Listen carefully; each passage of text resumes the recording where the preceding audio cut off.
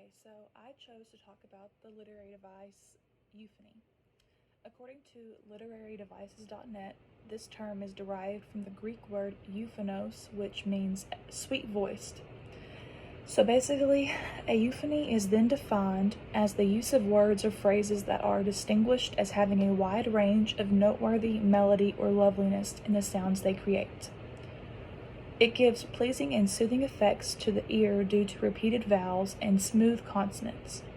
It can be used with other literary devices like alliteration, sonnets, and rhyme to create more melodic effects.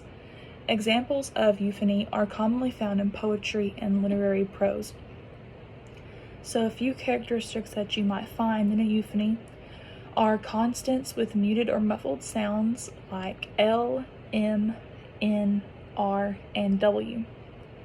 You might also find consonants with buzzing sounds like V, Z, and hard th sounds, as in the.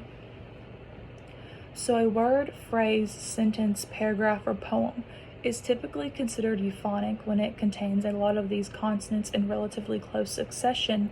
However, they don't have to be right next to each other or appear right next to each other in the poem. So I'll give you a couple examples. The first example comes from Romeo and Juliet, and it says, "From forth the fatal loins of these two foes, a pair of star-crossed lovers take their life." It just sounds very melodic, just like it in the definition.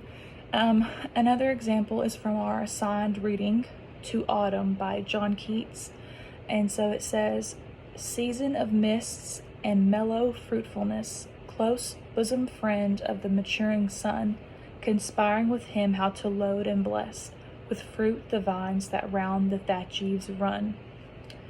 So writers use euphony to make their language sound beautiful.